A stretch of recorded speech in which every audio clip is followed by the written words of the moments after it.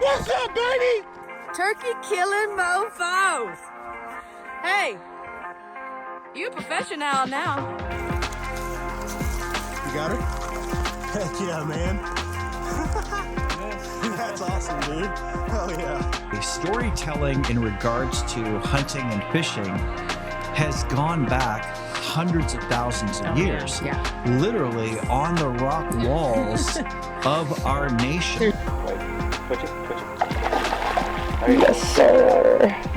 What are you doing, Brandon? Go. By the way, your nipples are already wet. I just shot probably one of the most epic scenes, probably ever. These two monster bugs got after it, and it was so cool. That's about like what you want it to look like. Cover it. Oh, he's so handsome. That's a big deer, Megs. He's big. He's a big boy. That's talking whitetail. That's what I'm talking about, baby. Holy crap. Look at those hooves. Everybody wants to be a turkey hunter until it's time to do turkey hunters.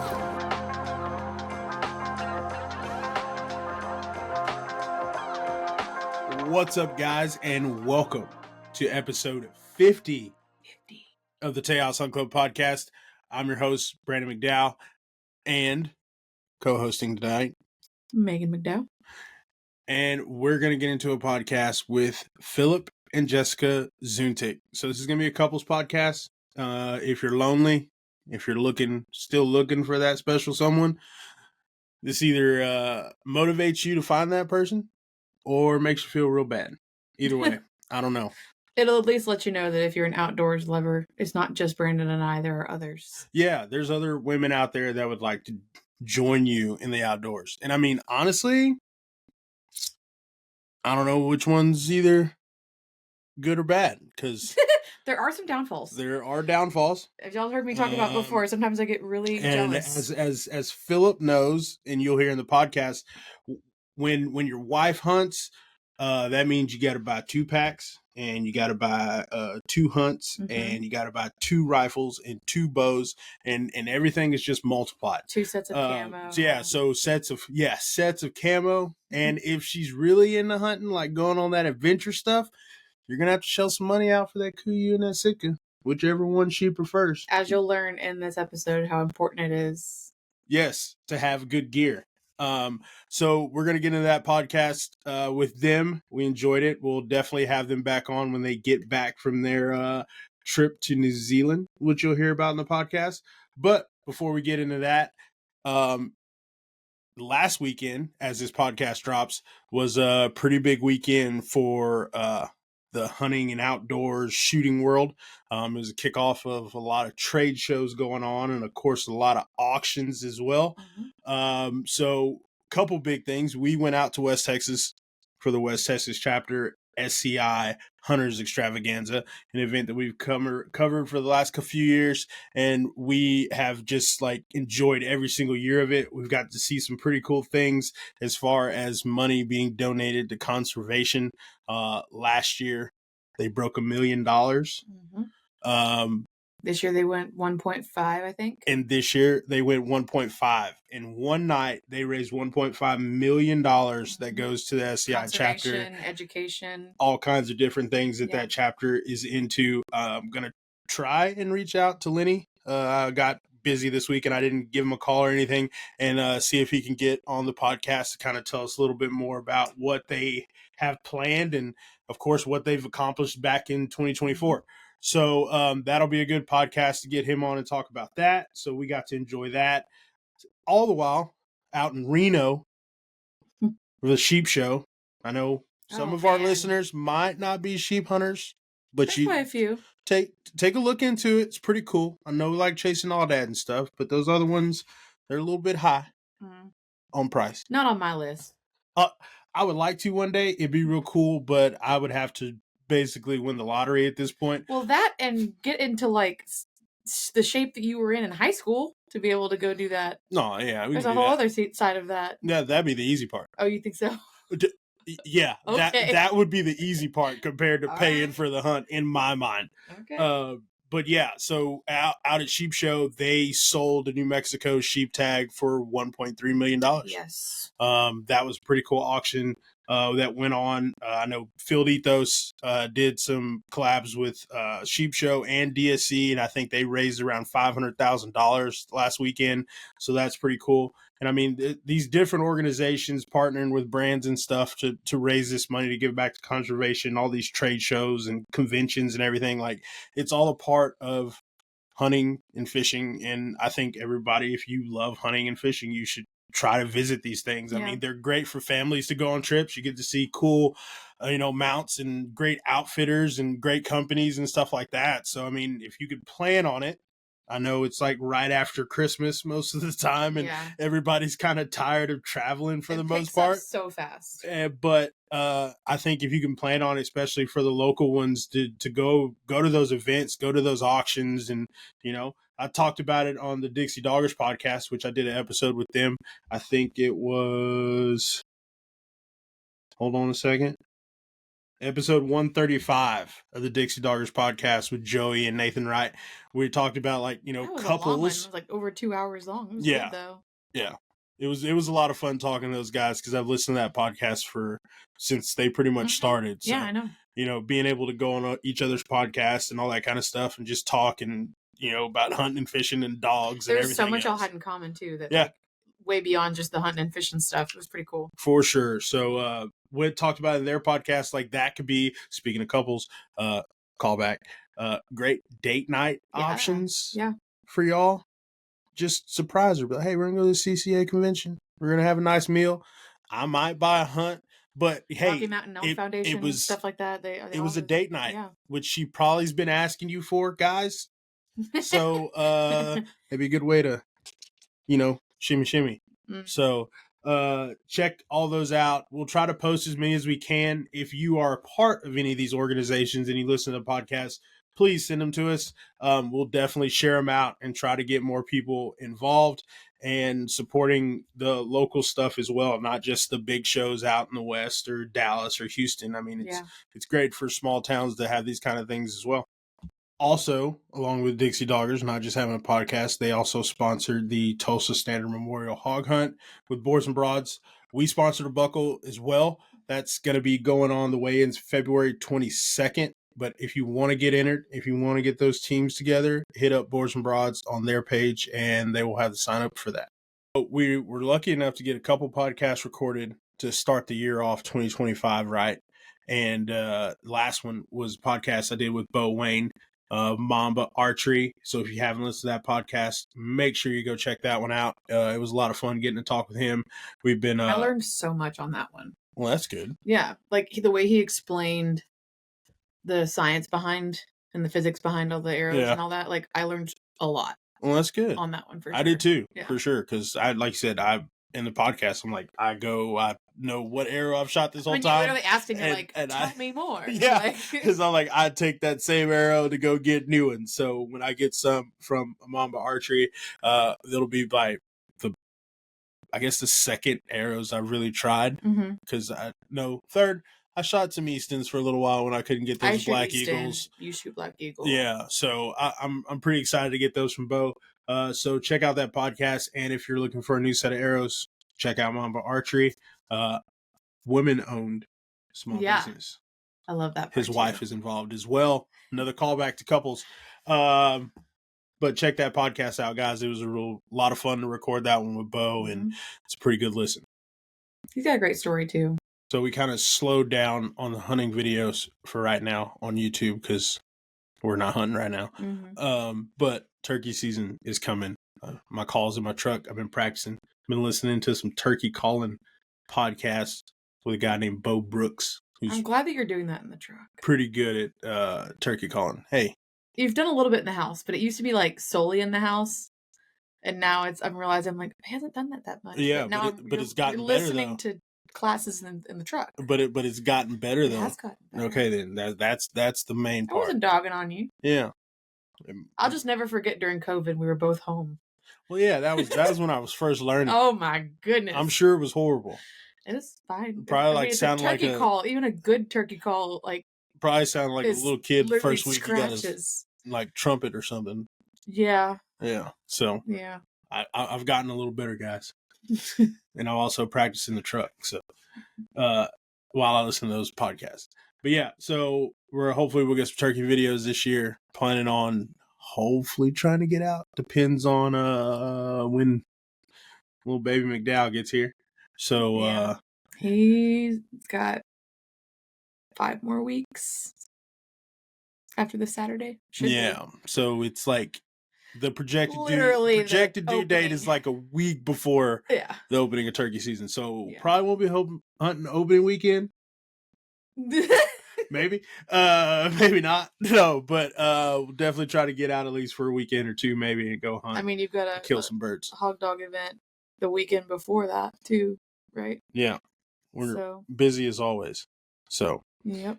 We'll have, like I said, hopefully have some turkey hunting videos coming up this spring. But for right now, still go head over to the YouTube channel. Mm-hmm. We just dropped some rodeo videos from the Seth Brazier Memorial, which are pretty fire, if I say so myself. So go check out those. Go back and look at our older hunting videos, because I'm pretty sure, because I look at the analytics, that you haven't seen all of them. So go back and check out all those videos while you wait on some new ones. Organized real nicely for you. Yep. Tejas Hunt Club playlist, and just hit play. Yeah. We'd greatly appreciate it. And also share it with a friend. Share the podcast with friends, family, anybody else that you know that enjoys hunting, fishing, and the outdoors. And enough with all this blabbering. We're going to get into the podcast with Phillip and Jessica Zuntych. Thanks for listening, guys. Hope you do enjoy it. And like, subscribe, smash, comment, all that good stuff. All the love, please. And hope you enjoy the podcast. Peace. Bye. Access is nice. What's going on, man? Not a whole lot. Long time no see. You doing all right? I know. It's been a while. It has. I'm surprised y'all aren't in Dallas or Atlanta. Yeah. You know, if it wasn't frozen, we'd probably be there. Yeah, that's the same thing here. Well, not Atlanta. I mean, but we were thinking about going up to Dallas for that one. And my cousin actually FaceTimed me earlier, and he was like walking around and everything. He's like, "You should be here." I was like, "Oh yeah, I know." Is he going to the game? No, he's working the event, like security for. I wasn't sure if he went to the game today and then going to that tomorrow. Or... No. Okay. But he's Dallas PD, so he's like doing an extra side job and working security in the front of there for the Omni and everything. It actually looks like a good time. Donnie Gill from South Africa, South African bow hunting is there, which I'm surprised. I thought he would go to DSC because he was a big DSC guy. And now I didn't know it, but TTHA partnered with SCI now for that. Yeah, SCI actually, what was it? They acquired them. Yeah, and now TTHA is under SCI now. So they're like, they bought them. Was it like? It was the beginning of last year. Yeah, beginning of last year. And then we went to their party in July or June. Something. It was like this official. Summer. And they did like a new, because SCI's operational headquarters is in San Antonio now. Like they're in the same building with TTHA. Gotcha. Yeah. So I'm a little sour that Dallas Safari Club moved it to Georgia. Yeah. Hopefully it's only for a couple of years. Yeah, I think. but so when they moved it, it was kind of weird, because then when they did, like, TTHA and SCI did this, I'm like, why didn't Dallas just do it? Dallas Safari Club just do it another year? I don't know. I thought the same thing. There's probably a bunch of politics and everything else involved with all that behind the scenes, I'm sure.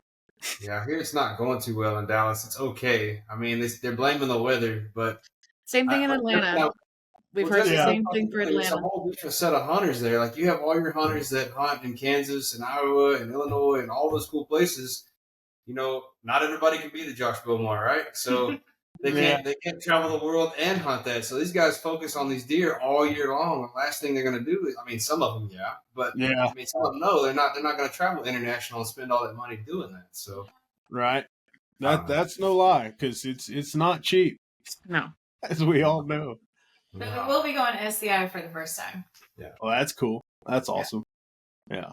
I want to go. Nashville. Yeah, Nashville. But I know we're no. What are the dates for that? Because we'll be Yes. next week. It's next weekend. So we'll be in West Texas. West Texas SCI. So we do their event every year. So we'll be in Midland that weekend. We shoot their content the last 3 years. 23rd. It's like the 23rd or the 25th, I think, is SCI.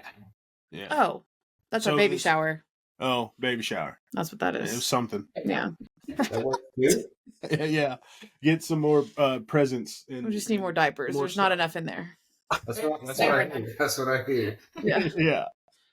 Well, cool, man. I'm glad I could get you on the podcast. I watched the film after you. I'm glad you sent it to me, dude. It looked a lot of fun. It looked pretty cool. I was a little disappointed you picked up that rifle, but once I saw him, then I was like, okay, yeah, I'd have made that same decision too. It's just one of those deals. Like they're like, hey, that's a really, really big one. If you want it with a bow, probably not going to happen. We can try. Not good odds. So I'm like, pass it. Nah, let's go for it. Let's just do it. Yeah, exactly. So we'll do a little intro here, and then we'll get started. Like I said, just kind of talk about like how you got into hunting. You can talk about as much as you want to, or like what you do, all that kind of stuff. We'll do a little intro, and then we'll get going. All right, with both of y'all. Yeah. I think this is the first time we've had couples on either side, on both sides.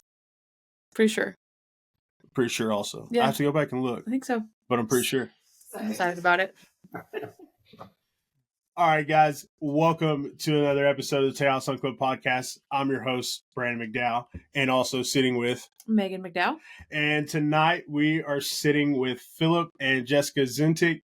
Phillip and I met a few years ago, not on Instagram, because most of the time we have guests on the podcast. I meet them on Instagram, but we met when I worked at Horizon Firearms down in College Station in Bryan area. So he was our tool guy. So anytime we needed anything tool-wise, he was the guy that come by and visit. It was pretty funny meeting him for the first time when you coming in, because you also had a Horizon rifle. So I didn't know if you were a customer coming in or just, like I said, the tool guy. So Phillip, Jessica, give us a little intro on yourselves, and we'll get started here. No, thank you so much for having us. Horizon Firearms, I was kind of both. I mean, I was a customer and and a sales guy all at the same time, right? So, I mean, I'm guilty. I walked in and I was like, gotta have one. Yeah, for sure. I'm still waiting on mine. Yeah. Yeah. I mean, it's time to buy another one, I think, for me. But no, So for me, hunting started at a very young age. My dad had me in a deer blind with him when I think he said 3 years old. And I can remember, we were hunting in East Texas, Piney Woods, paper lease, and I can remember being on the blind floor next to like one of those round heaters that you had to turn upside down first and then light it. And he's feeding me chips and all that. And I just remember, like now looking back, I can remember the looks that he was giving me. It's like, can you shut up down there? I mean, but no, nonetheless, I kind of fell in love with it right there, and it's just ever since then. I mean, so my dad and my brother, they're big time into fishing, and I'm a big hunter, and I mean, it's just evolved over the years. I mean, as you can see, there's different. I mean, our house, I think we have 35 mounts in our house. We're waiting on 9 more. So call it an addiction, I mean, I'm not sure what it is, but I mean, we've definitely added and we're going to continue to add. So yeah, you got a nice little Texas collection right behind you. That's awesome. Yeah, so I mean, like different stories on all that, but I mean, that's kind of, it's just missing the black buck right there, right? So yeah, exactly. That was actually my first kill, was a black buck. So man, and that's one of Jessica's wants, is a big black buck. Mm-hmm. But as far as hunting for you, I mean, when I met you, you'd only killed what, one doe? Yeah, a doe. You got me my first buck, and then we both got our first deer with bows on the same day. Yeah. So I didn't bow hunt before I met her. I'll be honest with you, I didn't bow hunt at all. Yeah. I didn't own a bow. I didn't really care about bow hunting. I just wanted to sit in a warm box and have a rifle that I could shoot 300 or 400 yards and not worry about it. But I met her and she had a bow, and she's like, "Oh, you don't have?" No, I don't have a bow. She's like, "Well, it's time to get a bow." I'll be honest with you. I love that. Yeah, That's awesome. Yeah, you usually don't hear it. It's usually the other way around. Yeah. Like the guy always gets the girl into the bow, but I actually didn't know that up till now. I mean, we had talked about Matthews and all the bows when you come into the shop all the time and what we're doing, because you went to Live Oak just like I did, and then to get bow stuff. So I actually didn't know that, Jessica, you got him into shooting bows. Yep, that was me. Yeah, I had to get him to step his game up. Now, So did you grow up in Texas as well? I did. I've been in Texas my whole life. Now this one, she spent a lot of her life in California. Wait, he says, well, I mean, Really? I didn't know you were from California. Oh, I went to high school there, but my family had ranches here in Texas, and that's kind of how I got started there. And then it really didn't get bad until I met him, and now I'm the problem child, especially when we go to the shows. He has to take the wallet from me because I take everything if I can. Hey, she's like, hey, I just booked a discounted rate at this, African outfitter for 2026. Yeah. So that was one of the I'll hunts get you. They tried. I'm not going to say they tried. It was a sales tactic, and it almost felt like they were calling my bluff. And I'm like, I look at her, and she's like, yes. Okay, fine. Here's the deposit. But that was a dove hunt in Argentina, and that turned out great too. It did turn out. Those are fun. I haven't done that yet. We definitely want to go do that eventually. Yeah, I want to go down to Mexico too because it's a whole lot closer. But I've heard it's pretty good down there. But yeah, Argentina has always been like a dove destination. Well, you want to go to Mexico for horned animals, that's for sure. Yeah, mule deer and Sonora Mule and all that, right? Yeah. yeah.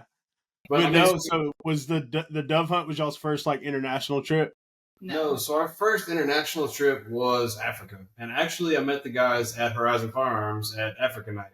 Yeah, John X. It started at Dallas Safari Club, and we walked around that show, and you know how that show was. I mean, it was just like it was very overwhelming. So I knew I wanted to go to Africa, but I had no clue how.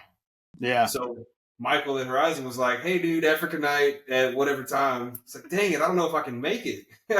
So, I mean, long story short, we haul butt in there, and like, I feel like I'm coming in the back door, making all this racket. They got their TV going, their presentation. They like stop and look at me. Yeah. Dang it.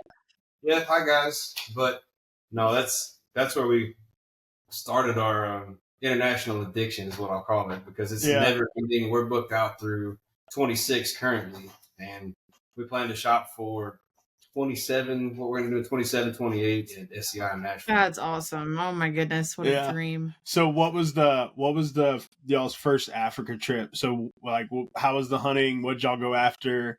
What was your goal for even going to Africa? Because a lot of people's goal for going to Africa is different.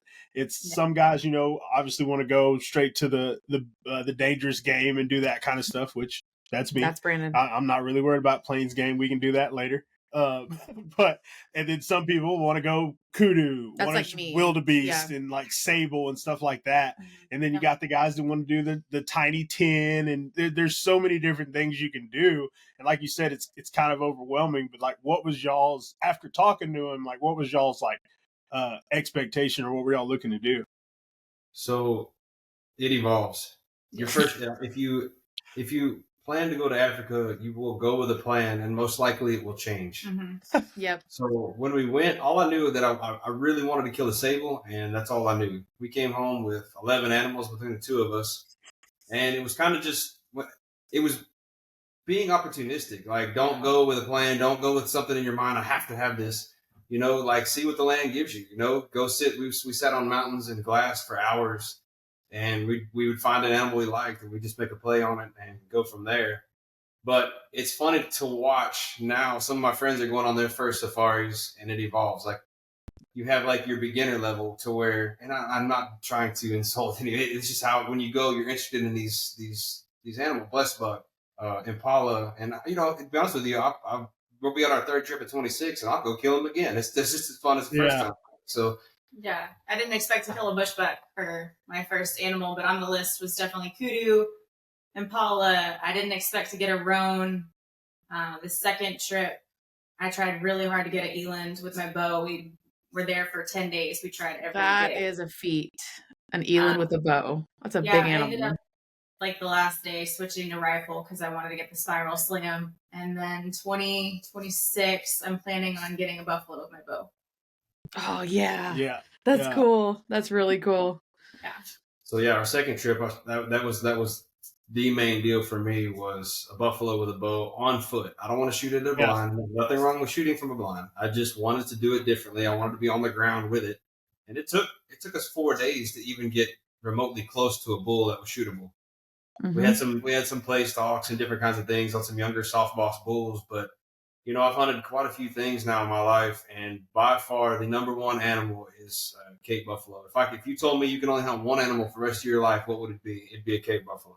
No wonder They y'all get all along get it. so well. Oh, like when after he came back Like, from the hunt, and geez. like the first time I saw, wasn't supposed to tell anybody, but I got to see the video before everybody else. But whatever, it's out there now. But I got to see the video, and just the like emotion he went through, like afterward, like it just made me even more excited to go do it one day. Like Mhm. It's for real, funny like you say that because I thought I was fine. Like I'm like, oh yes, I shot. Oh crap, my knees are weak. Yeah. Oh dang. That Like, adrenaline will get I you. was going to stop for a minute because I told him, I was like, I think he might have cut it out, but I was like, give me a minute, just give me a second. I got to collect myself. And I'm glad he didn't. You could hear me breathing, and yeah, it was really a cool experience having the cameraman. We were really, to be honest with you, with the camera, we were really nervous having that over our shoulder. Are we going to look stupid? Are we going to sound stupid? Are we going to make a bad shot? I mean, because on camera, once it's on camera, it's forever. yeah. And I mean, that's for a lot of people, because like even like when we film people, there's always a little difference when they're always watching you when you hit record. Like Mhm. everything's fine, but once you like hit record and they know it's recording, it's kind of like, am I going to say something? I mean, Or, even like, for me sometimes, like when we first started filming ourselves and we were turkey hunting, oh yeah, it's like it's an added pressure, especially turkey hunting when you're running and gunning. But I mean, there's a different level of when it comes to that for sure. So from the first time I was in front of a camera to the second time, the two videos, you can tell the big difference. The first time I didn't even want to talk. The Mhm. second time I didn't want to at first, and the cameraman there, he basically made us, like he's like, just relax, it's okay. And like once we realized that camera doesn't bite, it was fine. yeah, It has a lot to do with the cameraman too. Yeah. It That has a was lot probably to the do hardest. with That was probably the hardest when he clicked record. He just like in your face. He's like, talk. Say something on the mountain. yeah. I'm not just sitting there and say or say the same things over and over. And he put some of that in the video, and I'm like, man, I just don't know what I said or why I said that, but I did. So Yeah, it's definitely an art, and you see the guys, of course, like on the big hunting shows, like Michael Waddell. Like you watch one of his hunting shows or something like that, or any of those guys, and it's like they've been doing it for so long, and it's like when they see the camera come on, they just go right into it. Yeah. Like one guy, like Pigman, I'm sure you probably Oh, my heard about goodness. him. Like we filmed him one time, and he is the same person on camera in his show, like All day long. legit, all day long. So it wasn't. We were talking to I can't remember his name right now, but Matt, his cameraman, and he's like, I can't, like, I just have to buy hard drives because Mhm. I Just can't keep rolling. I can't stop recording because there's always something with him, like, because that's him. It's not a character he puts on. So like it's easy for Pigman to do his thing. Just Yeah. cameraman's got to have a lot of batteries and a lot of cards. Matt Ratowski, I think was his name. Yeah, Ratowski, something like that. Yeah. And it's funny you say that too, because so one of our deals we do every year, we go duck hunting. We go on a blast and catch trip with Cajun Paradise in Louisiana, and I've heard them do, I guess, like commercials or radio shows or whatnot, and I've listened to it, and it's like Kevin Broussard, he just turns on this personality, and like it's him, it's really him, but it's just like the way, it's just like everything flows so easy. How do you do that?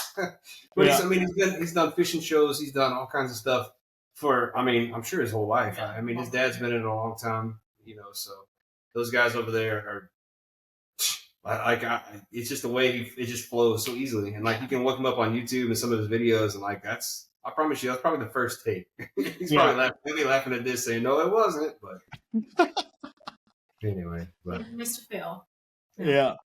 But so like you said, that added pressure having the camera there, and did it,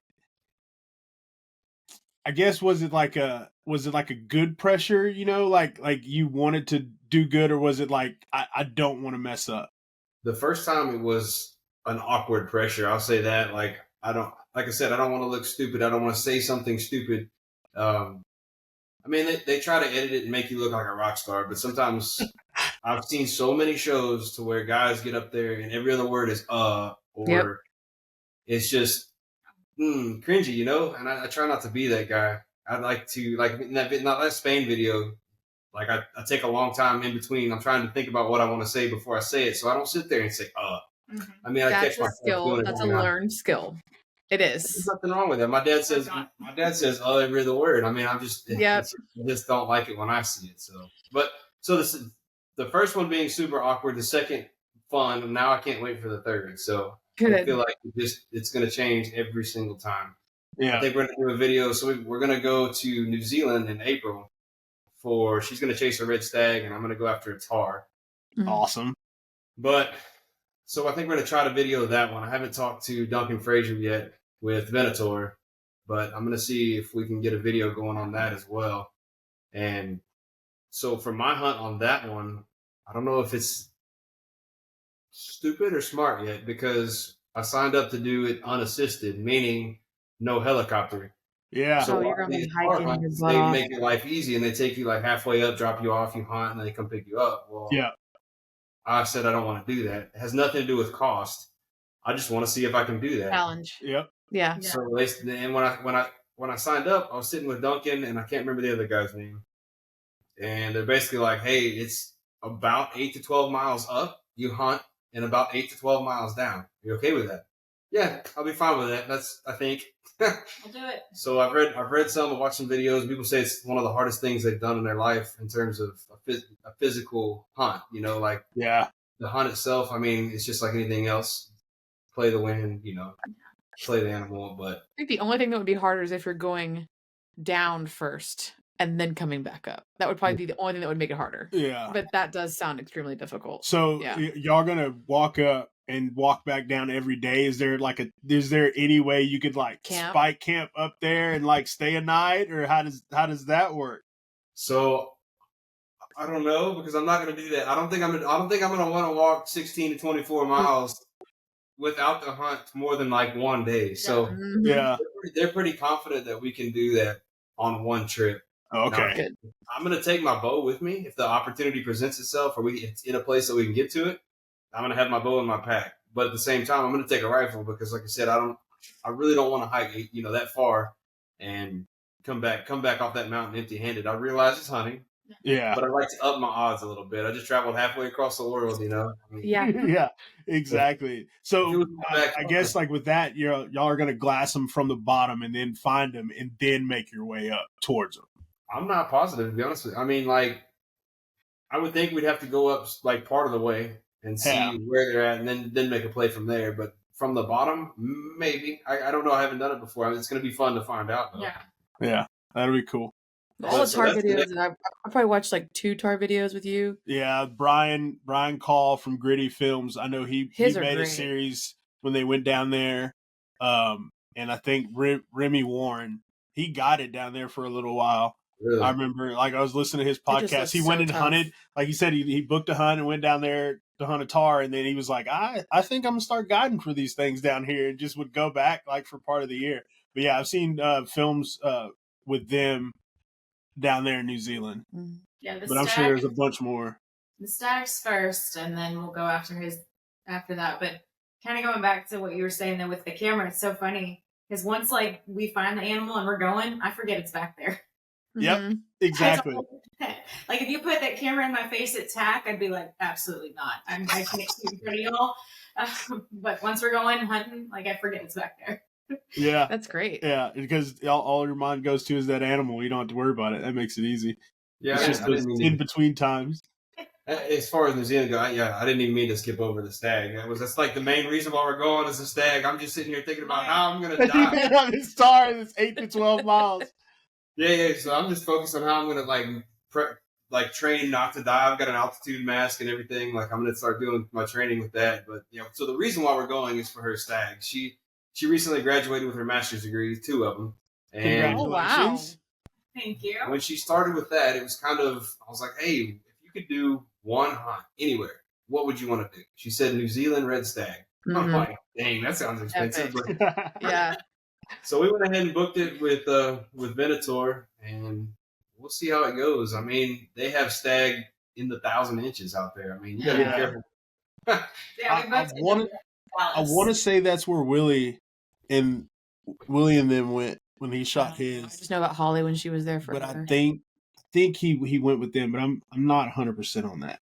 One So of we the have guys. to joke right now because I'm bow hunting. I told Philip, I said, whatever comes in bow range is free game. Philip's like, I'm going to be yelling on the mountain. Hey, go away! That's a 500-inch stag. Run away! Yeah. So we'll see how Yeah. this goes. We'll be like, what is wrong with that guy back there? What is that? No, negative. But no, I feel like So what stood out about the New Zealand red stag for you to be like that's what I want to do? I've just always liked them. You know, when I first got into hunting, that was my main animal. You know, kind of gotten a little more in depth now. But that was always a top animal. And so the fact that he's like, hey, if you finish your master's, we'll do it. And then I just graduated and have the trip in April. So it's good timing. That's so cool. Yeah, awesome timing for sure. They're really neat. The first time I saw one in person was at a ranch we filmed. Where was that? Just north of College Station. Oh, in Huntsville at 3S. Yes, at 3S Whitetails, but they also They had red stag too there. And when we pulled up, we could hear them. Yeah, because it was in like October, so they were like they were getting it. Yeah. And I was looking at everyone like, what is, like, I had never heard one before. And he's like, that's a stag. Like, we talked about stag before. I just had never seen one or heard one in person. And we filmed one that got really close to the ATV that we were on. But they're majestic. Like, I kind of go the same way about them as I do about like the sable. Because I was able to be fortunate enough to get a sable in Africa when I went to Africa. And they're just majestic to me. And stag are kind of on that same majestic, like, yeah. I don't know, just they're really cool and they have a presence about them. So I agree with them. Yeah. Them being majestic, and then we're going during the roar. So I'm excited to hear that. It's gonna be so cool. Like in between those two, because like where we were on the buggy, we were in between two of them, so they were just roaring back and forth. But like the one that was behind us was pretty far away, but the one in front of us was like right there, and he was headed that way. So he like walked within 3 feet. Yeah, 3 feet. Like, I'm not kidding. Roaring his head off just right there. Like reach out and touch him. But it was pretty cool to see because, I mean, like I said, they were a breeding operation where they had them like for exotic ranches and stuff like that. They had fallows and black bucks. Yeah, and they had other things. Huge whitetails and all that good stuff. But yeah, it was cool to see them in that during that time of year as like your first experience being that close. I'm sure it'd be the same thing if you like went and in the middle of an elk frenzy and like that was the first time you saw them or were ever around them. So I don't know that I've ever heard a red stag roar, but I've heard lots of elk bugle. And I realize it's not the same, but if it gives you the same kind of like your hair stands up on the back of your neck when they like when a bull rips a bugle and he's 40 yards away, it's like I just like, oh my goodness, you know? Yeah. I don't have hair on my head, so it's hair on my neck. So it might make some people upset, but I would say I like the red stag roar more than an elk bugle. I didn't know that. Because like it's maybe not like it more, but I think it, like you said, it gives you that effect more because it's like it's deeper. Rather than like an elk's like a high pitch, like it gets you excited, but like you feel like same thing if you heard a lion roar versus like a house cat, you know, it's like there's a difference. Like you're like, oh yeah, like I feel that. So did you just relate a house cat and a lion? Maybe not a house cat. That stretched it a little far, but like I was thinking of like a higher pitch versus like a smaller thing. I would say that elk is probably like more because of how high pitched it is. It seems louder, but like you said, you can feel the depth of the roar. Yeah, it was a bad example. Stag. Then I wasn't saying I was going to let it go, but Philip wasn't going to let it go. House cats. I'm just saying like a higher pitched sound. Listen, me and Brandon talked plenty of crap to each other when we worked in College Station, so I feel like it's going to carry over to this. But maybe yeah, it's all right. It's all right. I get it. It was a bad analogy. I'm not afraid to admit when I was wrong. No, so I feel like we skipped over the Spain trip, and that's a whole story in itself. And that stemmed from one of these. It was at Houston Safari Club, and like we went to visit John X Safaris. We're like John X groupies. Everywhere they go, we go see them. I mean, they're like family now, so we can't wait to see them. Carl and Sticks both. I mean, every time we see them, it's warm hugs and like they treat you like a family, and that's kind of just what we love about John X. And but no, we were walking around the Safari Club show, and I was like, I saw like pictures and stuff of Spain, and I was thinking, I told her, I was like, man, doesn't that look cool? And at the time, I was like, what is that goat? What is that? What is that goat? Like I stopped and talked to some outfitters, and then I talked to Sticks with John X, and I'm like, hey, do you know anybody? Because when you find somebody in this industry that you trust, you kind of keep going back to those people, because unfortunately, there's more bad people in this industry than there are good. Yeah. And that really stinks. But when you find somebody you trust, you always trust that person, right? So he says, well, I've got the perfect person for you. And he sent me all this information, and one thing led to another. Next thing I know, year and a half later, we're in Spain. On the ground in Spain. That's why I said in the video, I think I said it more than once, is I can't believe we're here. Yeah. But it's that was, I guess, our first true mountain hunt to where like we're hunting on public land. We were hunting these ibex, and we're walking down this trail, and I see people coming, and I look at the guy, and I'm like, hey, what is that? He's like, oh, those are hikers. This is public land. So we finished the hunt, which is a whole story in itself. But I asked him, I was like, how does it work here? Public land? I mean, can anybody hunt here? He says, no. Well, these areas, the hunting rights are sold to the families, I guess, that's passed down. So, like in this specific area, this family owns the hunting rights to that. Oh, wow. Like 6 ibex per year, and that's a big part of their income. But nonetheless, I mean, yeah, there's hiking trails and rivers and all kinds of stuff right through where we're hunting. I mean, but yeah, so the Gredos ibex was hers, and I don't get me wrong, I had a lot of fun on mine, but I think I had more fun on her hunt. Yeah, it's just those mountains just abused us, and I think we loved every second of it. Like she said in the video, I mean, we're walking along and it's sunny, and next thing I know, I'm like, hey, I think that's ice, and like all of a sudden it starts sleeting on us, and then raining on us, and then it's just But you want to talk about? Yeah, but tell us your story about your hunt. Yeah, because it's pretty exciting because I watched the video already. Yeah, it was definitely something else. All I can say is I'm very glad I went to the Kuyu store probably like 2 months before and bought probably more than I should. There's a picture of me on Instagram where I'm holding like 3 bags full of just Kuyu. But I had, what I needed on the mountain. There you go. I've heard the women's line at QU is legit too. So yeah, it was a problem in that store. I had to be taken out of there.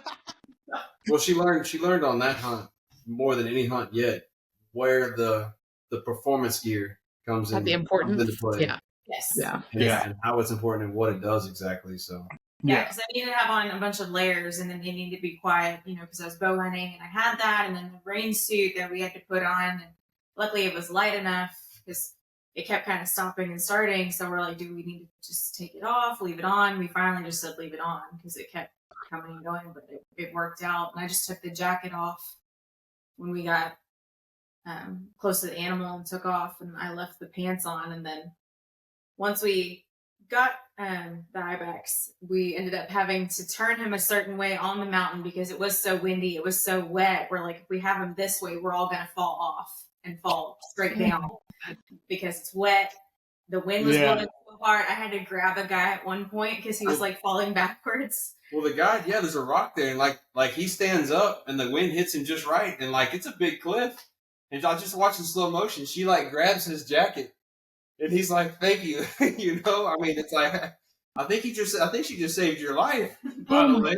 Oh, yeah. I mean, like the wind hit him, and he's like, "Go." I mean, it was probably 3 steps back. He might have caught himself, but yeah. But there was a chance he wouldn't have. I've always been honest with Brandon. I'm like, I think I'm good on like mountain hunting. I really do think I'll be okay without that. Not that I would like. I know that it's a great thing. Not that I'm against it. I just don't think personally that I have enough desire to do that. I don't know. I've seen so many videos, and it's just like that situation is common. in those So kind of the hunts. good thing about what's cool about going with Alvaro and Camino Real is he kind of tailors the hunt to you. Yeah. If you're like, hey, I don't want to hunt on a mountain, well, he's got places and areas that you can hunt a great Nice. oak that isn't in a mountain. You know, where they come down off the mountain, you might have a little bit, but it's not like what we were doing way high up and climbing these dang rocks. Like there was more than once that I was thinking to myself, I'm like walking sideways, kind of like leaned on the mountain, like, man, if I slip, I'm going a long And way. you can't be like, I'm out, Yeah. I'm done. Like you're up there. Like This isn't a small fall. Like if I slide, I'm going like hundreds Down. of feet. Yeah, fast. I have an arrow knocked, and I'm trying to get down to him, and there's like I don't even know how you would explain it, water underneath the grass, and you're trying to walk, and you don't see it, and I fall through, and all the water gets in my boot, and I'm falling forward with the arrow knocked, and I'm like, let's put this up till we get a little bit closer. Yeah. oh man. Yeah. Tell Yeah, but them you about don't want to. You'd rather have Yeah, it you don't knocked want all to the because time. you'd rather have it knocked, but like even when you're in that kind of like Yeah. territory or area, like you gotta have to go safety first on it for sure. And that's exactly what I thought. I mean, at one point, I was drawn on him. He was at 40 yards, but the wind was so bad. The angle was over 40 degrees. And I just said, I'm not comfortable taking the shot. I let it down. And I mean, it ended up working out because I got him at 34 with a little bit less of an angle, but I was like, I have to make a judgment call here. And Yeah. Yeah. And that's something that, like, with archery hunting is a little bit different. I mean, obviously the distance is one thing, but also the angle too. Yeah. Like, there's a lot of judgments you have to make, even if they are within the distance that you feel, safe hitting them, right? But it's, yeah. What did you practice any like high angle shots, or did you like get on a? You always see some. I've seen some guys like they always like have a like if they have a second story in their house, they'll get up there and shoot straight down, or like get. I've seen guys even go as far as get on the roof and shoot down and stuff like that. But did you try to practice for it, or just how did you like change your shooting to help you? I didn't even think about that, honestly. And then I remembered him, being married to somebody that does all these drills for me. He was like, make sure you hinge, do this, don't drop your arm. And so it's funny you say that, because for Venator, I have heard that for the stag, I need to practice these steep shots. So Philip's like, just get on the roof. So apparently I'm about to get the roof. I'm so glad you said that, because at first she gave me that look like, what is wrong with you? Like, hey, that's what I've heard people do. She's like, I'm not doing that. And then Brandon's like, hey, get on the roof. Yes. I've seen videos of guys on roofs. I've seen guys that use telephone poles, and they'll put they'll go up in their stand and shoot from a telephone pole or something if they have like a light hanging in their yard, like all different kinds of ways to practice. Because I mean, like we really don't think about it because we're in Texas. I mean, but like most of the time if you're bow hunting, you're in a ground blind, so it's level. But like if you get in a tree stand, if you're doing that, if you're lucky enough to have trees to be able to get in a tree stand, it's a pretty sharp angle if you're shooting straight down.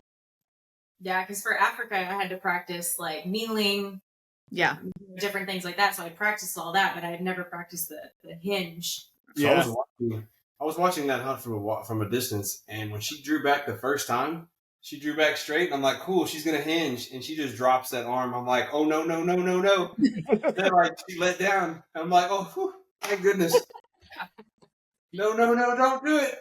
Yeah. Oh, But that's interesting. I mean, he moved and they moved, and then they left sight. I couldn't see it anymore after that. But Yeah. I mean, even talking about the terrain, though, because for his, I ended up crawling on my hands and knees because it was so steep. so getting to mine where he died was ridiculous, and like I understood what they meant, like not be able to get to it with a bow. Once we got like down through that stuff, and I'm like climbing straight up the other side. Like in that video, if you watch real close, when we're going to retrieve him, she kicks a rock and she watches it fall. She goes all the way down. Yeah. I mean, yeah. It's a lot of mental challenge too. It's like even if you do feel stable, you watch something else, you're like, oh, that's a perspective. Yeah. It's just Then you same talk like about the camera coming out. I'm at the very back. I'm dying because it's steep. I'm on my hands and knees, and then he brings this camera out, and I'm like, okay, try not to look like you're dying at the back. And we didn't know that camera was going to be there. We met Alvaro at the airport when he picked us up, and he's like, "Hey, this is Santiago." I'm like, "Cool, who are you?" He's like, "I'm the cameraman." Oh, dang! Wasn't prepared for this, but cool. Hope this goes all right. yeah. And I mean, even for y'all, like I know y'all work out like quite a bit for way more than the normal person.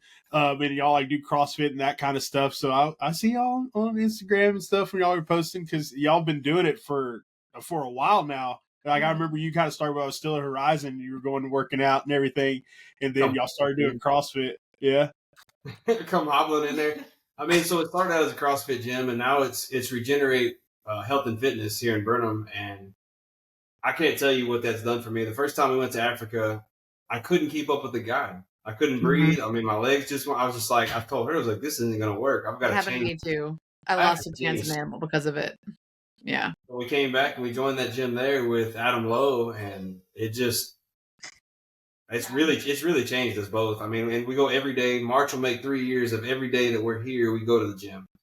So it's definitely, fitness is a big part of these mountain hunts. I mean, you don't have to do it. I mean, I see people that don't do it all the time, and they live and they have fun. Of course, I'll be in there probably a lot more now that you up to the poundage on my bow. Oh, I forgot about that. Yeah. So what are you pulling back now?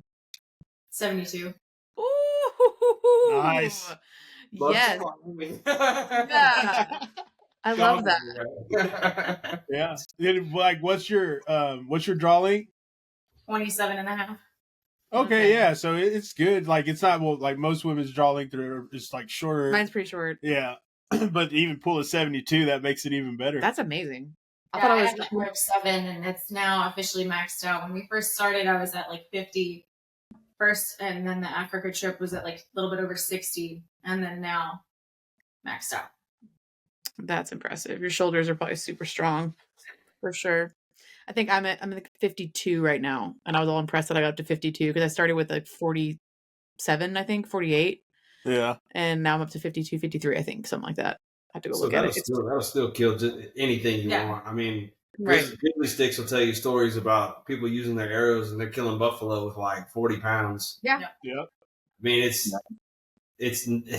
the draw does. I mean, it all factors in, right? I mean, you can do it with what you have. Don't think that because I'm at 50 or I'm at 60, you can't do it. Because it everything under the sun just about. I mean, outside of an elephant and animals like that. I mean, yeah. Right. I saw in the video how easy I pulled that bow back, and then we decided to do the buff with the bow. It got so that's another thing. I won't trash anybody publicly, but you probably know who it was. But that broadhead barely did the job, and everything was recommended by them.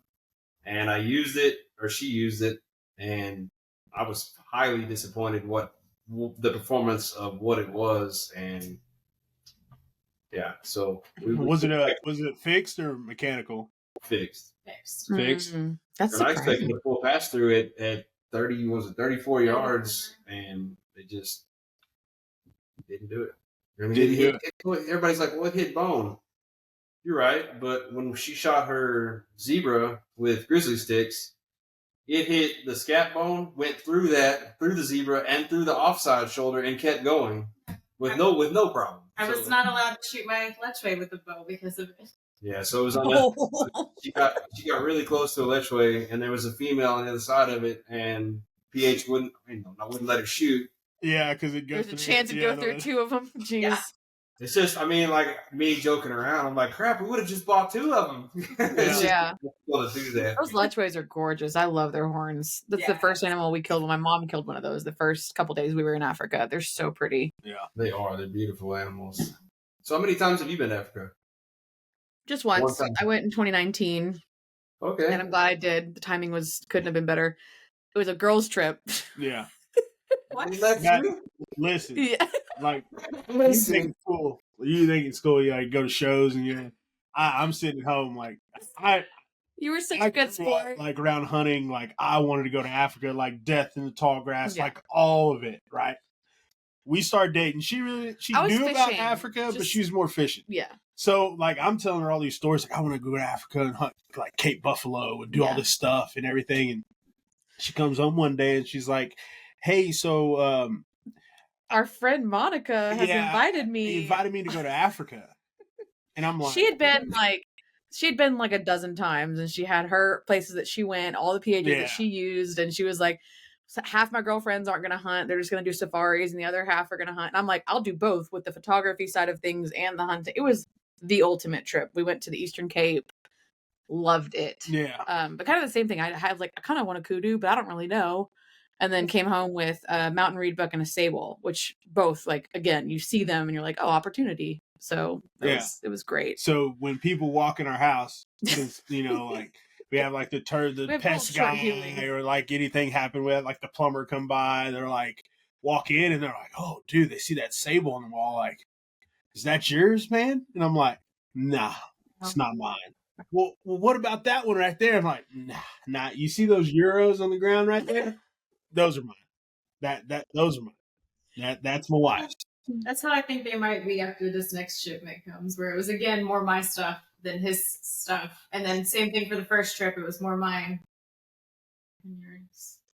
I mean, to be fair, the second trip I kind of spent more than I wanted to, and when I shot my kudu out, and it was like an oversized kudu, so I was like, okay, that's enough. I'm done. Yeah.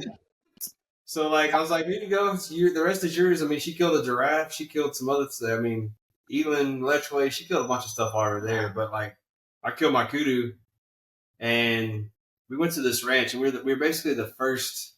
They called us guinea pigs. Like we're the first ones out there. Like, hey, we're gonna see. We have this new property. We want to see how it goes. This place is known for giant kudu. I didn't really go there looking for a kudu, but okay, whatever. Yeah. So we see this monster, and I mean, like, I've never been excited over a kudu until I saw this guy. And like, at first, he was kind of where we couldn't. He was like in and out, and like the pH sticks was like, dude, that is a giant. He's like, let's move out of here, and we'll come back and look later. Man, I was like a little girl all day long about that thing. I was like, dang it, we're not gonna see it again. We're not gonna see it. It's gone. I was kind of being like that, and like we laid on the mountain. We went back. We laid on the mountain, looking, and I was upset. And Sticks was like, "Hey, let's try something different. Let's get in the truck and go this way, and then we'll hike up the mountain here, and we'll take a look."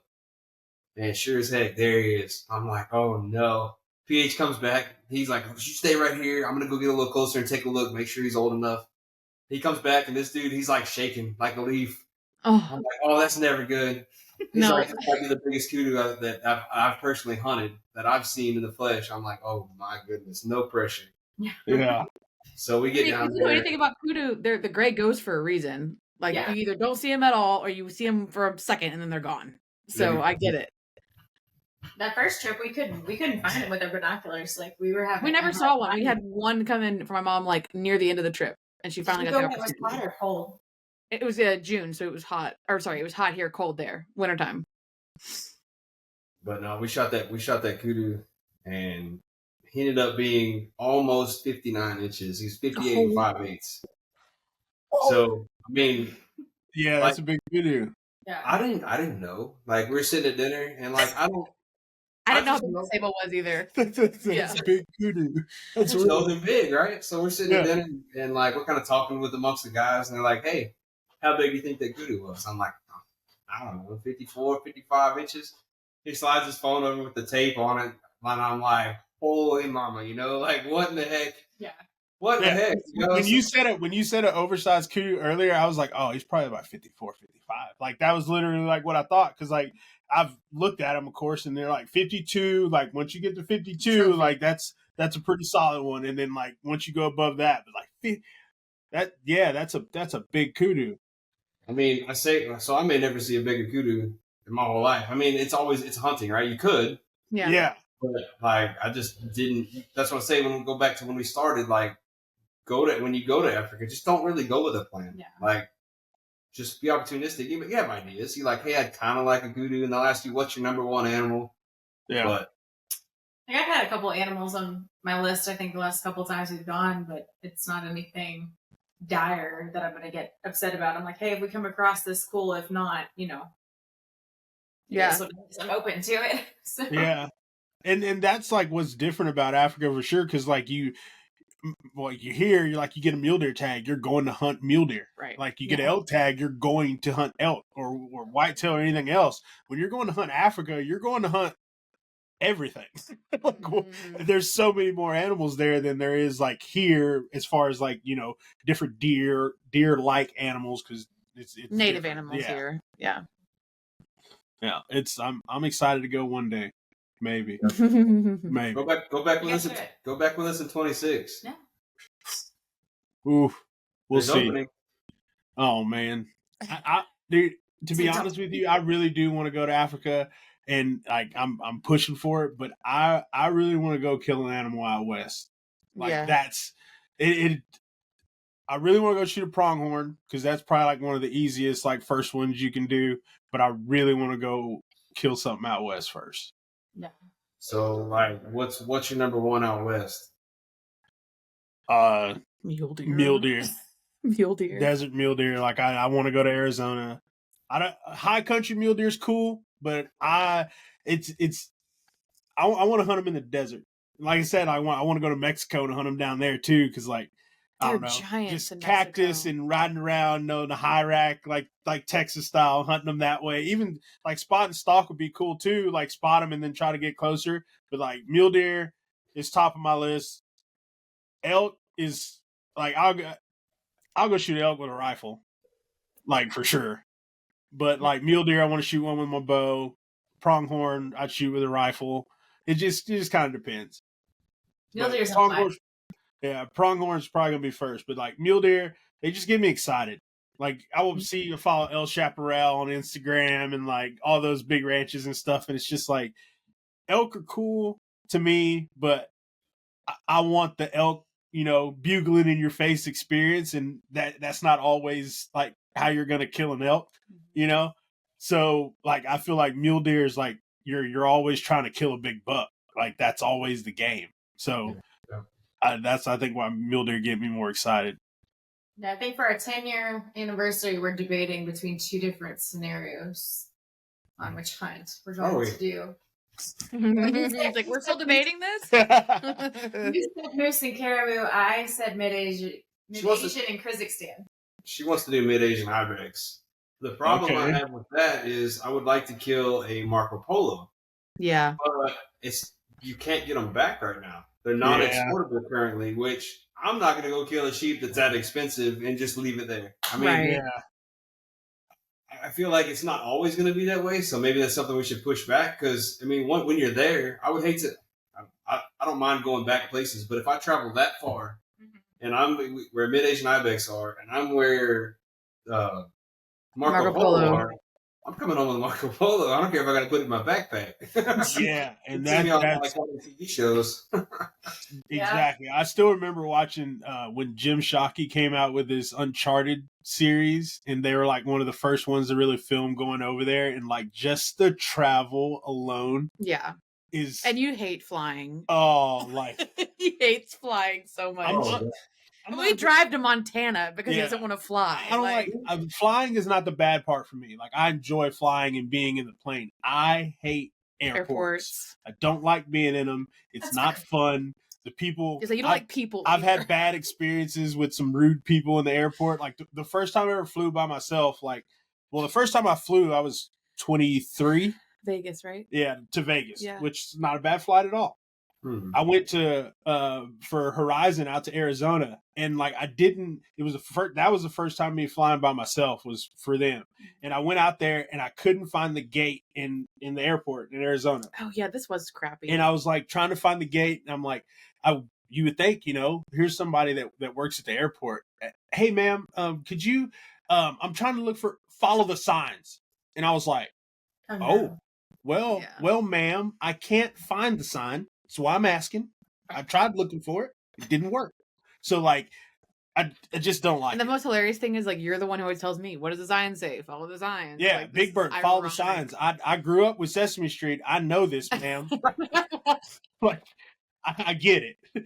But I can't find it. And I'm asking for a little help since, you spend a lot of time here and I don't. We also have to spend a lot of extra money on gear for like checking bags and like a lot of I don't trust checking our gear, like our cameras. So like we usually have to have one of our carry-ons be our camera case. So that takes up we're trying to like cram things into backpacks and like, I mean, it just ends up being a nightmare. instead of just having our whole truck. Yeah, I could just throw it in my truck, and put diesel in it and just. But yeah, he go. did. He drove us from College Station all the way up to Kalispell, Montana, in 2022. And on the way back, he did a stretch from Idaho Falls to Amarillo in one day. And I'm just like, I couldn't do it, but he drives like everywhere. But like that trip, we kind of had to do that because we were supposed to go to Yellowstone on the way back, and that's when it flooded. Mm-hmm. So we couldn't come like the way we came. So we had to go west and then come down.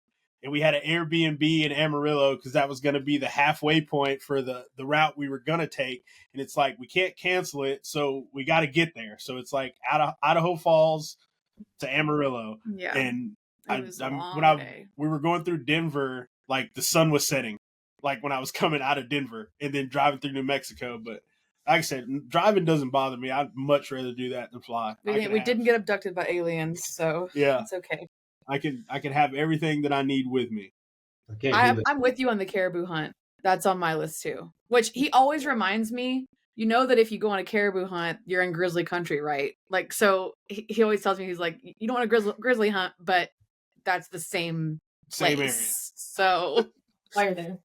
But caribou's on my list too. I think they're so cool. That is high up on my list. But yeah, as far as traveling with the bows, I always give myself a panic attack while we're on the plane because I have the air tags in the bows. Me too.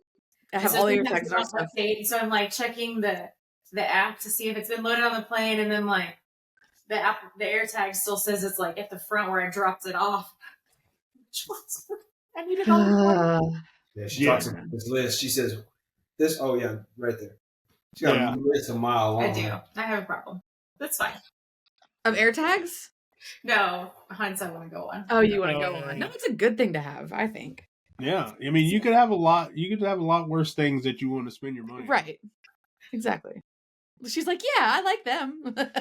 I'm all for it, man. And we're done with this podcast.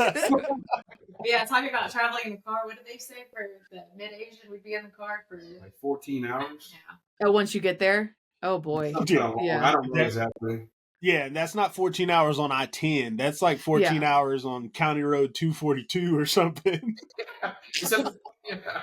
Exactly. It's fine. That's so cool, though. What was y'all's very first hunt together? Ooh, probably my lease in South Texas. The whitetails. Whitetail hunts? So I had a lease in Ashington. And oh man, that brings up all kinds of funny stories actually. Down by Carrizo Springs. No. Okay. I know where that is. But like we had a little camp house down there. It was nothing fancy. And I take her down there. Oh no, we don't need to revisit that one. Well, so I have to make her aware. I'm like, look, we're like really close to the border, and sometimes we see people, right? Yeah, we've been there too. Yeah. Just keep your guard up and watch what you're doing. They're not going to bother you. Just watch what you're doing. Story. So this maybe wasn't the first time, but it's somewhere in there. But I stick her in a bow blind. I'm like, hey, just shoot a doe. It's all right, cool. So I go climb up in the blind, like half a mile from her. I get up there, I get my gun all set up, and she's like, I see somebody. I'm like, no, you don't. She's like, no, I see somebody. I was like, crap. And I call her, and she didn't answer. I'm like, dang it. I look like James Bond coming out of that deer blind. The ladder to the ground, Jump in the cart, haul butt over there, and I look up at her, and I'm like, where? And she points. And I go over there, I walk in there, and I kick this berry bush. I'm like, is that it? She's like, yeah, that's it. But anyway, so she, by telling her, watch out, like this is now she's seeing things, and like, so I walk back over, I whisper, I'm like, just be quiet and shoot a doe, please. That's kind of where it all started with us, was in Ashington. And that's cool. After that, so we were on one lease in Ashington, we moved to another lease in Ashington, and that all went away, and we hunted on another lease in Camp Wood for a little while. I know where that is. I guess after that lease is where we decided, we're like, I think we can spend close to the same money and start looking into other hunts, like paid hunts. Yeah. And so people look at what we do and they're like, well, Africa, man, that's so expensive. Well, it doesn't have to be. Right. Not always. It depends on how you do it. There are affordable ways to do it. I had my brother go with us on the last Africa hunt. And he was kind of the same way. He's like, I don't think I can afford it. I don't think it's something. And he even did it a little bit more expensive than he should have. And he still came back under $10,000 for a 10-day safari, and he killed like 5 animals. Yeah. Mhm. I mean, he got shoulder mounts. I told him, like, look, just bring back skull mounts and take plenty of pictures, and that's how you can afford these trips. Yep. But Yeah. I mean, think about it. You pay for a nice lease in South Texas nowadays. What are you paying? $6,000, $8,000? Easy. Yeah. So And that's not including the gas and the Yeah, mileage to not get out including there and fill your feeders and do all. I mean, that's all that is included in that. So, yeah. I mean, for $8,000, I mean, you could go to Africa, no problem. Then you go kill an animal. I mean, so everybody's like, well, I can't go to the deer lease and sit by a fire. Look, I'll tell you what, I'll make a fire pit in the backyard, and we'll go face the other side where the trees are, and we'll pretend we're at a deer lease. Yeah. I mean, What I told Brandon, I was like, I was really surprised that once we got there, it's not an expensive place to spend time. Like outside of the hunting trip, right? Obviously, that's the package you're paying for. But like, if you're not hunting and you're just out and about, like it's a great place to be vacationing too. Like depending on where you are. Like we went into, let's see, Cape. Now I'm gonna forget it. My brain's been doing this to me a lot lately.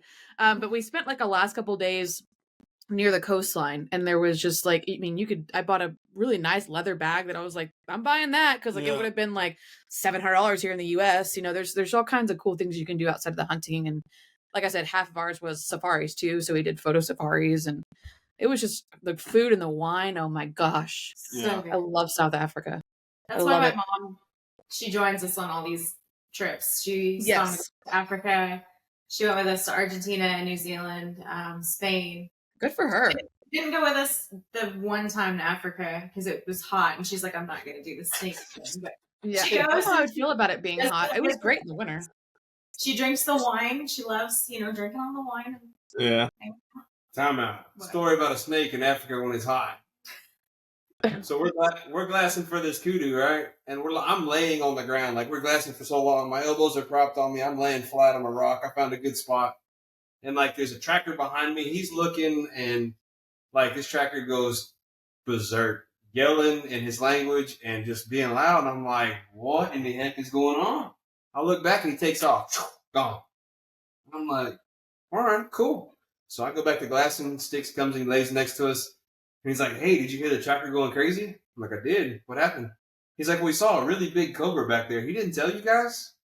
I'm like, no, I'm laying on the ground. He's like, oh, he probably should have told you. I'm like, yeah, if I'd have looked over there, it didn't get me. I died of a heart attack. Don't worry.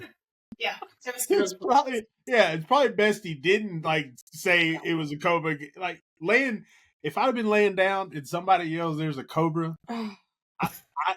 I don't even know what I'd do, to be honest. Because if I always move, forget. like I think I'm gonna get bit, and if I stay there, I think I'm gonna get bit. I'd probably, like I said, I don't know what I'd do. I forget that cobras are even real things. Like there's some of these things in like you see them obviously in movies and you grow up as a kid. There's like cobras in the cartoons and stuff, but like I forget cobras are real. Yeah, Like that they're there. holy moly. Like, I don't even know what variation of cobra that he's talking about. I mean, it's probably Doesn't not matter. like...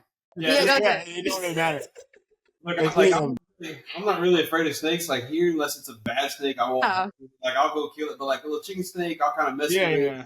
Or whatever it is. But there, I don't know what's bad and what's good. So to me, All of I'm them. running like all crazy. of them are bad. All Yeah. that's my take. All of them are bad. Same. Every single one Like, of them. I'm really glad I didn't see this snake, and I'm glad that I didn't know that this was behind me because that kudu hunt probably would have ended right there. Goodbye. Yeah. Let me plug in this. You didn't get the heebie-jeebies ever. You wouldn't be able to relax and do Yeah, anything. because even in South Texas, there was one time where we heard the rattlesnake, and next thing you know, I'm on top of the ranger. It's like, I'm not like this. I'm up here.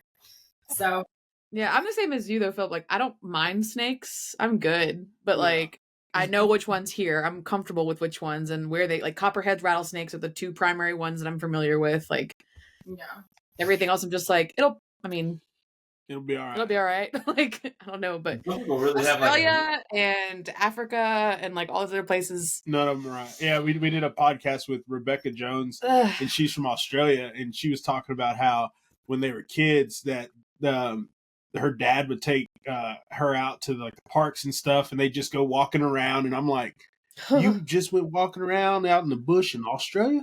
Like everything kills you. They got those big old Everything spiders. kills you there. Whatever those spiders are. Oof, God, no. It'd be kind of hard to like pay attention to all. I think you said it was 3 of them. All 3 kids, like making sure they're not getting bit by anything. Yeah. Yeah, that's wild. But some people have they do have that really strong fear of snakes, and I'll never forget it. I was helping guide on a local ranch here, and we passed by a snake, and the kid was like, "Hey, look, there's a snake." I'm like, "Well, stop!" So he stops. He thought I was gonna go kill it. Well, I'm over there trying to catch it, and I finally catch it by the tail, and I look back, and this kid's looking at me. He's got the truck in drive. He's looking at me in the mirror, and he's like, "Phillip, if you come over here, I'm leaving you. I'm leaving you here." So I take a step and he moves up a little bit. He's like, "I'm not kidding you. I'm gonna leave you here." So finally, I just get rid of the snake and go back in the truck. And he's like, "Dude," he's like, "I thought you were gonna bring it over here and throw it in the window." No, I'm not. But that would have been funny. It's just I think they're cool. He's like, "I'm gonna leave you. I'm gonna leave you." Yeah, That's funny. But yeah, people have. Spiders, snakes, frogs. The frog fear. I don't know about people who are afraid of frogs. It cracks me up. yeah. Listen, spiders. I don't mind spiders. You get one of those big tarantulas. We have those. I just soon shoot it with a 22 than actually kill the dang thing. I do not like those things. Mm-hmm. We have a lot of them here. And burn it. There's we were sitting outside on the porch one day, and one just I think it was a storm coming or something during the summer, and it just crawled up, and I was like, "There's a tarantula," and it was and we kind of left it alone, but then it started crawling up the wall. Yeah, and I'm like, all right. We got a Tupperware and caught it and put it out farther in the driveway, and yeah, we've seen them 2 or 3 times around here. Mm-hmm. No, thank you. The dogs don't know what to do with them. Yeah, the dogs just kind of look at them, and I'm like, I really don't want to get y'all a bit. Yeah, so we moved it out. Because they're not venomous, but their bites get infected a lot. So yeah, don't want to deal with any vet bills. Yeah. No. Do y'all have any hunt scheduled? Not right now. No. Let's see. I'm out of commission for a while. Yeah, she'll be out. I'll probably be turkey hunting at some point. I got I'll probably go down to Mathis and go guide down there at DEA Ranch, and then I got a permission place out in Menard that I got this covered in turkeys. Got a lot of turkeys on it. Yeah. So we gotta go do that, and then I don't know. We'll see. Like I said, I'm trying to go to New Mexico to shoot a pronghorn. So I gotta wait and see. I'm talking to a guy. Or September. When is that? It'll be August. And talking to a guy that can get landowner tags in New Mexico. So depending on how many he gets allocated and all that kind of stuff, it doesn't sound like a bad deal. You can do fully guided, and he's there with you all the time, or you can do half semi-guided where they put you on a ranch, have a place to stay, and they're kind of this is where you can go and this is where you can't go, but you just got to figure out, how many tags they get. And of course, if they can sell, the fully guided ones, for more money, they're probably going to do that. Cause I'd like to try and do it. Just be give me permission, put me out there, give me the binoculars, and we're just trying to go find one. Cause I want to go shoot one with a rifle first. I want to get one with my bow, but I want to go with my rifle first. So. Suckers are fast. I'm confident I can get within shooting range with a rifle, but stalking them with a bow is real hard. Yeah, I don't think unless you're in a blind at a water hole. Yeah, which I've seen that too. Like I said, nothing wrong with it, like you said, Phillip, but I don't think that's what you want. Yeah, I kind of want to shoot. It's just one of those things. Do you want to leave empty-handed? I don't mind hunting, but right. Yeah, I'm there for a reason. I told my buddy Jared, I usually hunt with. I told him, and there was somebody else. I think my buddy Bobby. We were talking about trying to get landowner tags to go on this pronghorn hunt, and I was like, well, if we go with rifles, let's try to make it like this. We're not going to take any unethical shots, but let's try to stretch it out. Test those long range skills a little bit. Shoot one at 580 or something like that. I think it'd be pretty cool to do. Well, you can see forever. Yeah. In those areas, there's nothing. It's just him on the horizon usually. Yeah. So it's funny how if you shoot with a bow, you want to shoot it real close, but then with a rifle, it's kind of how far can we get? How far can we get and still be good? We need to go with, or you need to go with Bobby on one of his elk hunts and just be like, what do we need to do to get this done? Because he's hunted for elk in Colorado like the last 4 or 5 years. At least 3 years. Yeah. So the long range game is fun. I still like to try to get close, even with a rifle, as close as possible. Yeah. But like, I think her longest rifle shot or kill shot with a rifle was 500 yards on a water buck. Hell yeah, you are a badass. But I Pulling mean, back 75 pounds, shooting 500 yards. My gosh. So Sticks, I mean, he helps us out a lot there, and like he'll dial it up for you and everything. And then like he doesn't even tell you how far it is. I mean, he's just like, go ahead, he'll tell you what you know, aim on the shoulder. Yeah. And I then do like a trip on the books this year, I think. Oh, with Cajun Paradise. Are y'all like to do the fishing thing? Oh yeah, we fish. I like chasing redfish, but more than anything, picky about what he fishes for. I like sight casting redfish. I'll go wade for some big trout too. But ever since I went on my bachelor trip and I caught a tarpon, oh, now he's really spoiled. Now like that's like my new thing. I want to go catch another one. We also like snapper fishing. It's just that every time we've gone, I swear every single time it's like fighting sharks real bad, and so we haven't had a good time snapper fishing yet. And I would love. I know that's just part of it, but it seems like both times we've been, it's just been so bad. Sharks, yeah. Did you guys do that on your honeymoon? No, we went to Belize and it was off season for tarpon, so we didn't really get to. We saw one. Which is because we walked up to the dock like waiting on the guide to come pick us up. Like he walked off and was like, "Hey, we'll get the boat and I'll bring it around." And I'm sitting there looking at the water, and it's like you're in Belize, and it's like the sun's coming up, and all that kind of stuff. It's real pretty. And I was like looking at this exact spot on like in the water, weird. And I was like, man, it'd be real cool if the tarpon just rolled right there. And I'm not like, can't make this up.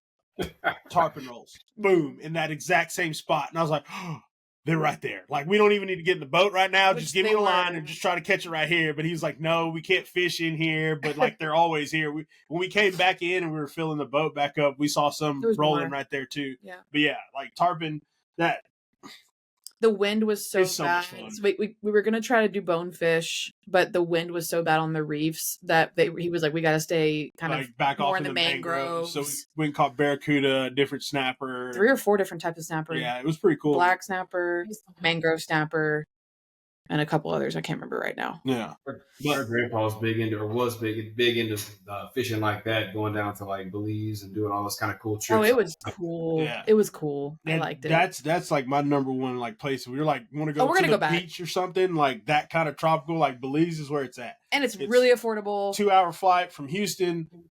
And you go to, we went to San Pedro, but there's other islands you can go to. Mm-hmm. It's like you're on a golf cart. There's hardly any cars. The only cars are really like the businesses and stuff. So you're just cruising on a golf cart, like stop and honk and see people. Food stands all along the road. I mean, you're going to eat fish the whole time you're there. Yeah, that's all. By the time we left, Brandon's like, I'm good on fish. For a little while. For a while. I do want to go to Belize, but it's funny you talk about, fishing. Like when we went to Argentina, we didn't expect to do a lot of the things that we did. It was the duck hunting was absolutely amazing, but we also went fishing one day, catching piranhas. Yeah, piranhas. Oh, wow. What they're like, we're gonna go fishing for Dorado. I'm like, Dorado. Yeah. They're like, yeah, golden Dorado. I'm like, never heard of it, but cool, let's try this. So it comes up and it's like this animal. It's this fish with these teeth that look like they're just gonna bite your finger off. Yeah. I had no idea. Like, I didn't even know fishing was like on the menu. And they're like, hey guys, you want to go fishing? Yeah. Mm-hmm. And like I've got pictures on my phone. Like they put this, it's like a little eel that they put on the hook. I'm like, I don't know what that is. You still can't touch that? Like you're pulling out these fish from this water. They look like aliens. The catfish look like, their heads are like freaking, 18 inches wide. I'd have to look that one up. Yeah. I like the fish. Even I've seen lately a lot more on Instagram and stuff. The fishing in Africa coming up. Oh yeah, like the tiger fish, big sharks too, all really that kind big of stuff. Sharks. So that's blowing up over there too. So you can do a little cast and blast in Africa. That'd be cool. So they actually did that with some of our friends that we met in Africa. Like the next time they went, they did a hunting trip and an offshore trip. It's on their YouTube channel on John X Safaris. I don't know which one it is, but one of those videos on there, they do a blasting cast trip, and it looks pretty cool. However, this one can't do offshore fishing. Oh, you get sick. She gets very seasick. Like inshore all day long, she's perfectly fine. But like one time we went offshore, just little waves. We were gonna go out there and chase ling, And first Ling. we stopped out there and we were catching some trout and whatnot before we went to go look for ling. It was real early yet, and we found some trout, so we're having fun with that. And like, I'm catching fish, my dad's catching fish, and the guy Kevin Broussard looks over at me. He looks down at her and he's like, "Look, she never puts up her rod and reel, and she doesn't put everything up, and she's just sitting there." He's like, "We're going back." So we make it like 3/4 of the way back, and she peels over the side and he's like, "All right." That's well, tight. it was what I call a bathwater day. I mean, it was like pretty darn calm out there. I was super excited about going to find these huge torpedoes in the water, but there went that day. I'm not. It's okay. So now I have to. I'm sitting on the bank. Yeah, I haven't gotten sick, knock on wood yet, but like I have to be like when we're going out, You can't sleep. I can't. I have to be in the beanbag. Like I feel like if I stand up and I'm like on the rail, like just looking, I feel like I'm gonna get sick. But if I just like sit in the beanbag in the back and just kind of like chill and I just kind of just like ride the waves or whatever, I'll be all right. But standing up, I'm like, no. Our most recent trip, we were flying.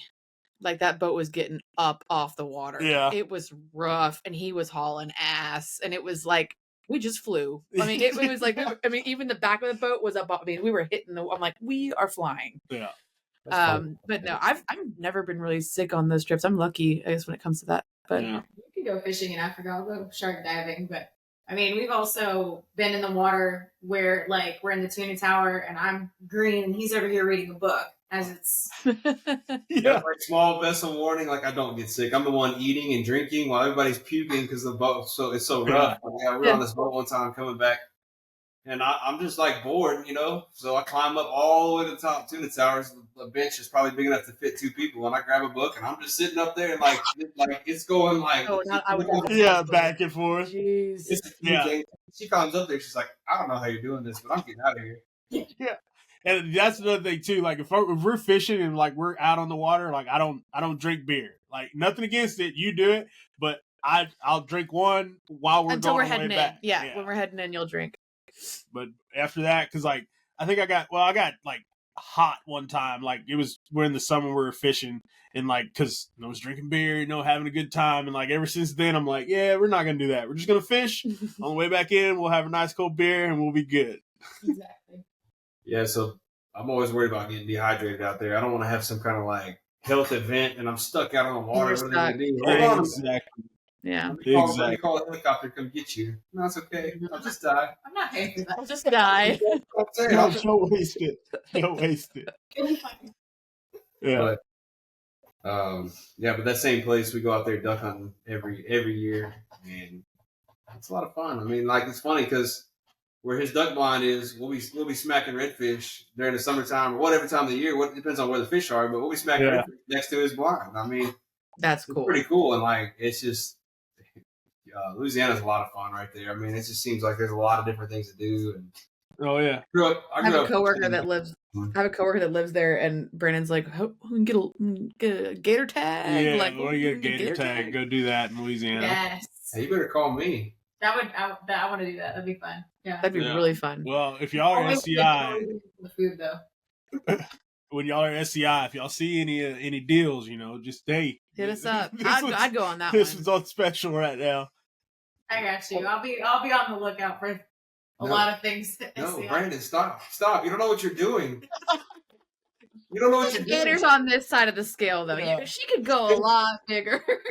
They hit y'all up on Instagram and be like, "Hey guys, bought 4 tags. We're leaving on." Oh, you're in, right? Yeah. Yeah. She would have talked to me first. Hold on, we gotta work it around. When's the due date? Let's work around it. Oh, I'm due on March 2nd. Yeah, March 2nd. Mm-hmm. So right before turkey season. We're getting close. Yeah. Just gotta make sure we don't get a gator tag for that week. I've already looked at we both decided it's like he's just gonna go everywhere. Like we're not gonna stop going places. We'll just have to accommodate for him, and he's coming with. That's I have a big truck for a reason, so we just pack all the stuff and take him with us. His mom looked at the back of our truck on the last trip that we had because we have trips that are like just hunting or trips that are just cameras. But when we have a trip where we're filming and our truck is completely full of stuff. Yeah, she's like, y'all are gonna have to get a U-Haul van, or something to pull behind. To pull behind. Well, yeah, cool. Maybe. Have you looked into minivans yet? No. God, no. We're not getting no minivans. No. I'll pull Come a on. utility trailer behind the I'll truck. pull a trailer before I get a minivan. No, Hell no. Yeah. Okay, get you one of the Ford Excursions. absolutely not. Yeah. Bus. Listen, if I had to go the minivan route, I'd probably have to get like a Sprinter van. Oh yeah, we'd get a Mercedes. Yeah, like that. The Not one a you- minivan. Yeah, it'd be fine. Yeah, well, a couple of guys that work at Silencer Shop with me, they have Bob's got a minivan, a Sprinter van, and it's like the diesel 4-wheel drive. Like it's got it all decked out, drawers and pretty. stuff in it. It's pretty nice. And then we have one for trade shows and stuff that we're doing as well. That'd be fun. Yeah, they're cool. Well, So April, New Zealand. Yes. The rest of 2025. What else you got planned? When's your anniversary trip? In September, which I'm contemplating an Axis hunt, depending on what I find at SCI. Yeah. And then Africa in April 26th. And then from there, depends on what else I find at SCI. well, she skipped over the Louisiana blasting cast trip in Yes. November. We always find little odds and ends stuff to do throughout the year, but it's funny. I hit 5 years with ISCAR, and I get my 3 weeks of vacation. January 1, she hands me a paper, and she's like, "Hey, here's all your vacation." I'm like, Yeah, it's I've already it's scoped already for planned it. out. Yeah. She's already Damn. She's like, well, you take this many days from New Zealand, and then this many days for Maui, and then this many days you got to Louisiana. save this day for Yeah. Louisiana. Yeah. And I'm like, oh goodness, I'm glad you The got all Axis in Maui? Is that what you're talking about for the Axis hunt? Mhm. Yes. Oh yeah, that'll be a good one. Yeah. So I've been to Hawaii many times when I used to work for USDA contractors, and it was like one of the coolest experiences ever. And I've seen those Axis hunts out, and I want to go back real bad. Yeah, that's been on my list for a couple of years for Maui, so I'll see what I can find. And then we're going to do the blasting cast in Louisiana, and then probably another trip just because I like having redfish in the freezer. Yep. Exactly. yeah, so after 25, we already have 2026 Africa booked. So they book. I mean, post COVID, all of these outfitters and everything, they book way far out. I mean, once Yeah. the world opened up, everybody's like, "Ooh, I'm going hunting." Well, they had it Yeah. tough during Yeah. COVID. I remember all of our, like the outfitter that we went with, he was constantly messaging me like, when are you coming back? Can you sell any hunts for me? Well, I mean, they were just really having a hard time. Well, So- even for Alvaro, when we went to Spain, we were trying to figure out kind of what's going to be the best use of our time. How can we get the most of it? But he had a lot of clients trying to book that same week that we went to over Thanksgiving, so we could have a longer trip and spend more time and check out more of Spain and not be rushed Yeah. from hunting. But there's just you gotta jump on these dates because you've got all these people that are trying to get the same ones. They're back even at it. a year Yeah. or two out. It's great. Yeah, So for all the 26 listeners, cancel your lease, save your money, go to SCI, DSC, Houston Safari Club, Mhm. spend your money and take trips. Go to cool places. Hunt We'll cool be at animals. Houston Safari next weekend too. Nice. Oh yeah.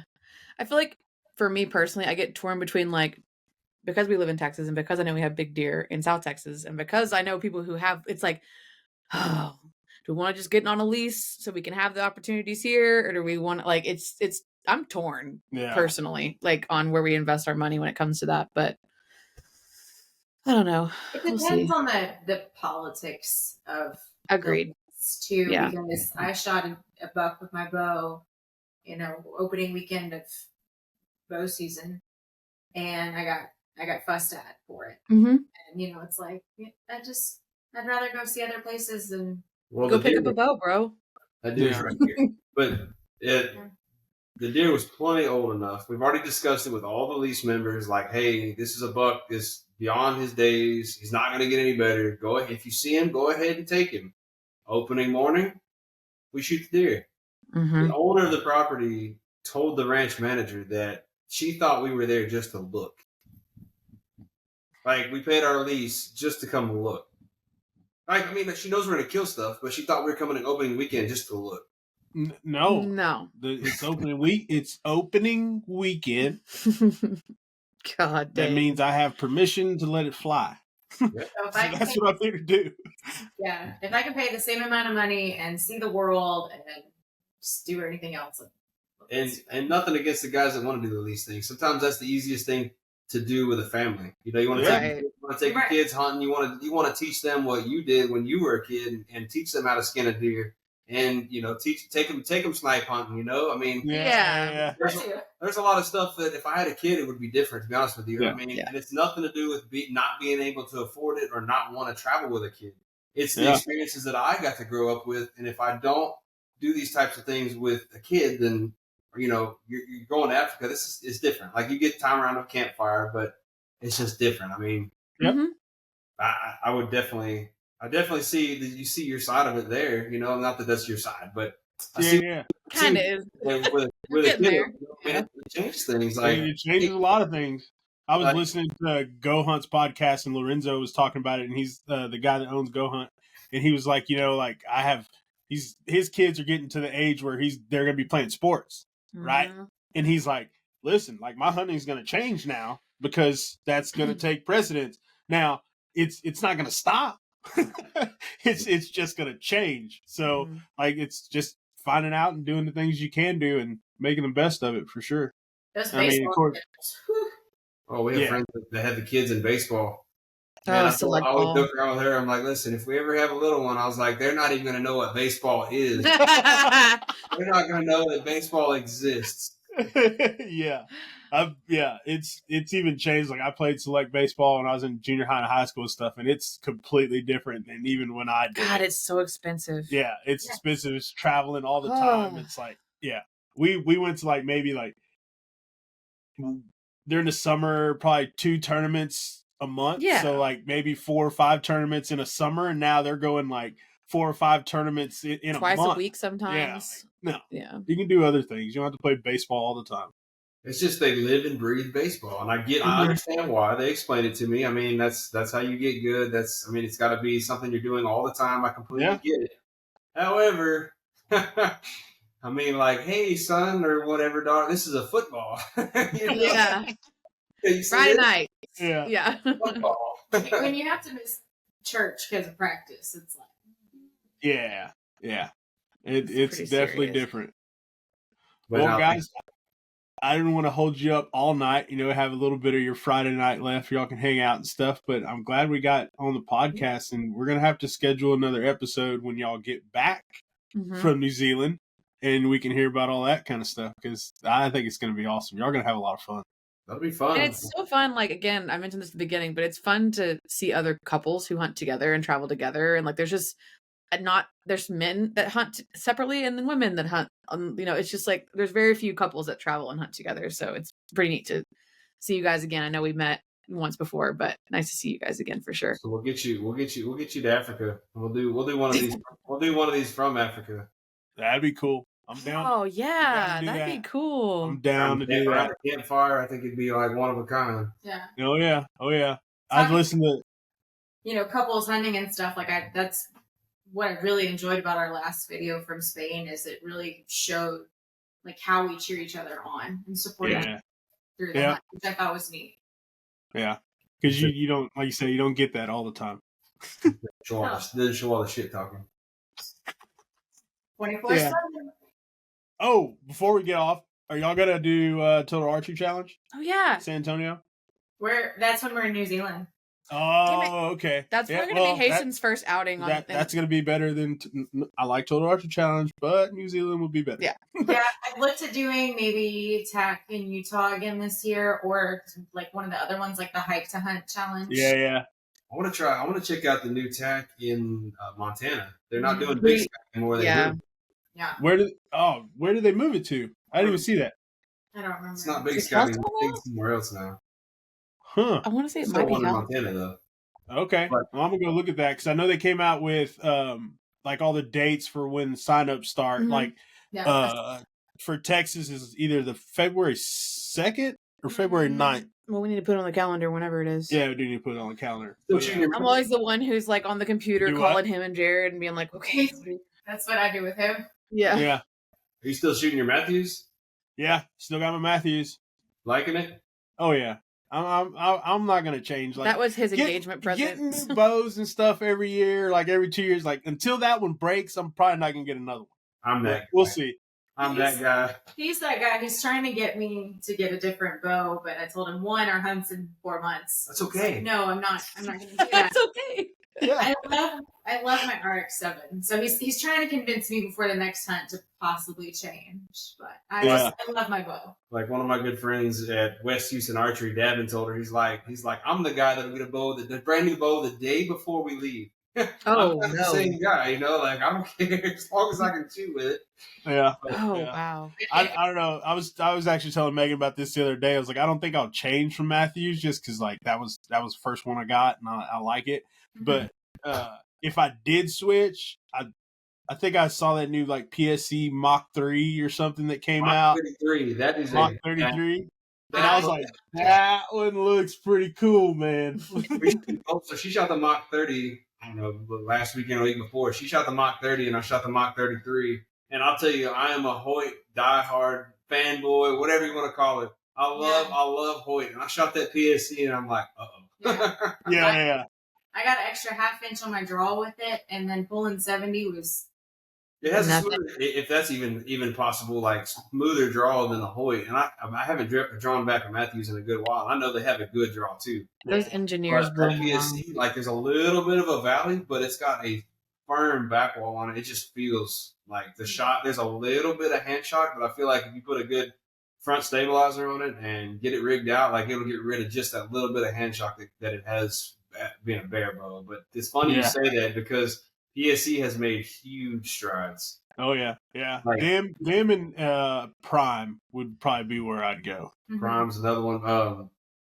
But yeah, like when I was a kid, there's a couple of other ones, but like Point Shoot Explode, there's a bunch of bad, like different things for PSC, and I always had this thing in my mind like PSC is junk. And then Davin over there at West Houston's like, no man, you have to shoot this, you have to try it. I'm like, okay, cool, let's do it. And I shot it, and now that's all I think about. I'm like, I have to get a new bow. I want a new bow. So I'm a problem with booking, the hunts and things like that. This one's gear. The gear, yeah. I don't know if I'm necessarily a gear guy, but I like bows. I like guns. As far as the boots and clothes, I know I need them, but I'd rather buy a new bow than all the other stuff. So backpacks, exactly. Like we got our Kafaro bags and all that kind of stuff. You gotta have the gear, right? So anyhow, we don't want to take up any more of your time, but we really appreciate you. It's been a blast. Awesome, man. I really enjoyed talking to y'all and everything. It's been great. Absolutely. It's good seeing y'all. Yeah, for sure. So we'll put your handles and stuff in the show notes for all the listeners to check out, and they'll see y'all when y'all go on y'all's hunts and stuff. And I'll put the video for links to the videos for the links and everything in there too, so you can check that out. But yeah, man. So thanks for listening, guys, and then we'll catch y'all next week. Bye, y'all. Cool.